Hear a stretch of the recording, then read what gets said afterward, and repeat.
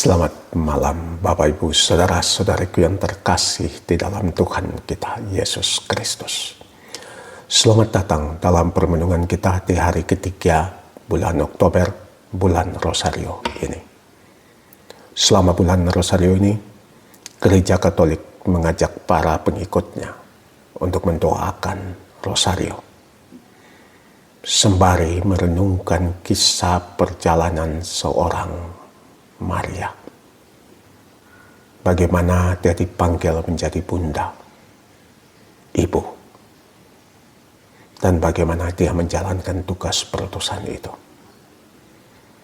Dia menjalankannya dengan penuh ketakwaan, dengan penuh kepercayaan, dengan penuh keyakinan bahwa Tuhan tidak pernah bohong, bahwa Tuhan akan menepati janjinya yang telah diucapkannya melalui malaikat Gabriel kepadanya ketika dia masih seorang muda belia yang belum bertunangan secara resmi dengan Yosef. Saat itu dia dipanggil menjadi ibu. Dia menerima perutusannya itu tanpa tahu apa yang akan dia lewati dan lalui, tapi dia percaya. Bacaan Injil hari ini mengajak kita juga untuk percaya akan perutusan itu. Bacaan Injil mengajak kita untuk melihat bahwa masing-masing kita telah diberikan satu tugas perutusan. Entah menjadi seorang ibu, menjadi seorang bapak, menjadi seorang anak, menjadi seorang pegawai, menjadi seorang polisi, menjadi seorang suster, menjadi seorang imam. Tapi apapun itu adalah tugas dan panggilan kita.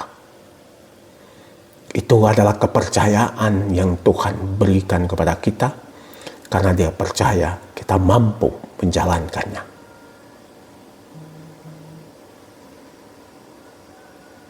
Itu adalah amanah. Kalau kita ngomong soal amanah, kita ngomong soal perutusan.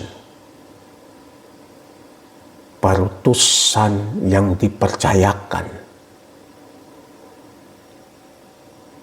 Perutusan itu sesuatu yang kudus dan suci.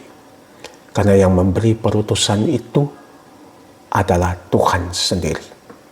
Maka apapun tugas perutusan kita harus membuat kita semakin kudus di hadapan Tuhan. Dan untuk menjadi orang yang kudus itu, kita perlu percaya kepada Tuhan. Kita perlu yakin akan rencana Tuhan di dalam diri kita. Melalui peristiwa-peristiwa yang kita alami dan lewati di dalam hidup kita. Melalui peristiwa-peristiwa kehidupan itu, Tuhan menempa kita, Tuhan membentuk kita, agar kita semakin mumpuni di dalam menjalankan tugas perutusan itu. Menjadi saksi cinta Tuhan. Makanya dalam bacaan Injil hari ini dikatakan bagaimana Tuhan mengutus 72 muridnya. Dia mengutus mereka untuk mewartakan bahwa kerajaan Allah sudah dekat. Kerajaan kasih, kerajaan cinta, kerajaan damai, kerajaan persaudaraan sudah tiba. Sudah tiba karena Allah yang menginisiasinya dan Allah yang menjalankannya. Allah yang memulainya. Dalam diri Yesus Kristus putranya, kita melihat seorang Allah yang mau berjalan bersama dengan kita. Seorang Allah yang mau turun menjadi bagian kehidupan kita sebagai seorang manusia. Mengalami segala suka dukanya sebagai seorang manusia, tetapi juga menunjukkan bahwa menjadi manusia bukanlah menjadi orang yang rapuh. Tetapi menjadi seorang manusia berarti menerima kerapuhan kita dan membiarkan Tuhan memproses kerapuhan kita, sehingga kerapuhan itu bukan sesuatu yang menjadi yang memalukan, tetapi kerapuhan itu menjadi sumber berkat. Sehingga kita boleh bilang, dalam kelemahanku aku bermegah-megah, sebab dalam kelemahanku nampak kuasa Tuhan. Tuhan ketika mengutus para muridnya, dia bilang, jangan bawa apa, kita baca lebih baik ya, supaya saya jangan ngelantur. Dia bilang, tuan banyak tetapi pekerja sedikit. Aku mengutus kalian seperti anak domba ke tengah-tengah serigala. Janganlah membawa pundi-pundi atau bekal atau kasut, dan janganlah memberi salam kepada siapapun selama dalam perjalanan. Kalau memasuki satu rumah, katakan lebih dahulu damai sejahtera bagi rumah itu. Dan jika di situ ada orang yang layak menerima damai sejahtera, maka salammu itu akan tinggal padanya. Tapi jika tidak, maka salammu kembali kepadamu. Tinggallah dalam rumah itu, makan dan minumlah apa yang diberikan orang kepadamu.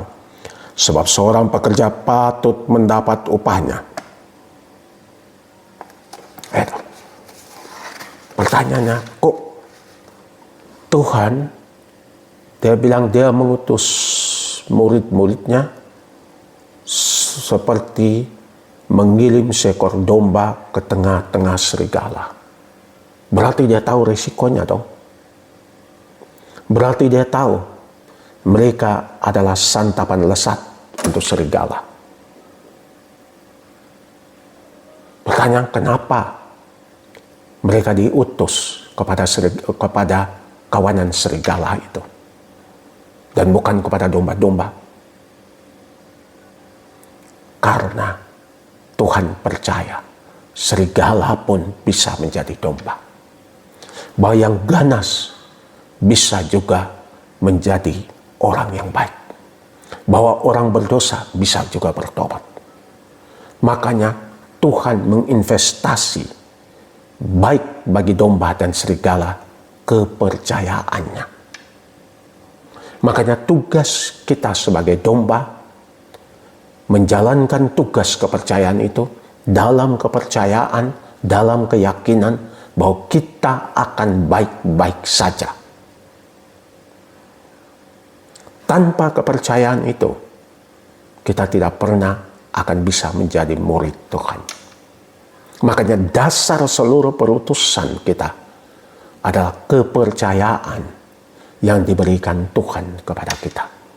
Kepercayaan yang diberikan Tuhan kepada kita adalah hidupnya, adalah napasnya, ada ruahnya, adalah nyawanya sendiri buat kita.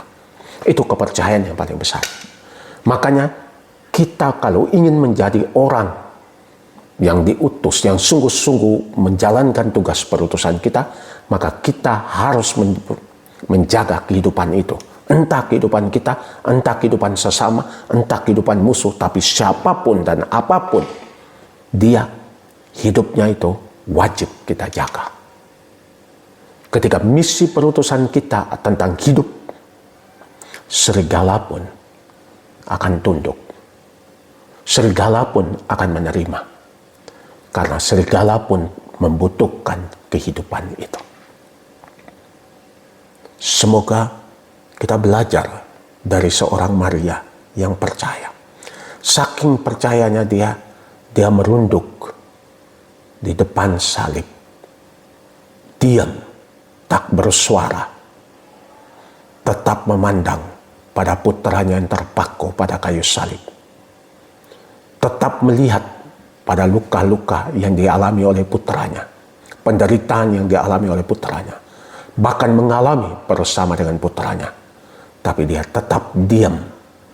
Karena bagi dia itu bukanlah akhir. Itu adalah permulaan dari suatu kehidupan yang akan bertahan selama-lamanya. Makanya dia diam. Semoga kita pun mampu. Semoga berkat Allah yang Maha Kuasa dicurahkan ke atas kita, Bapa, Putra, dan Roh Kudus. Amin.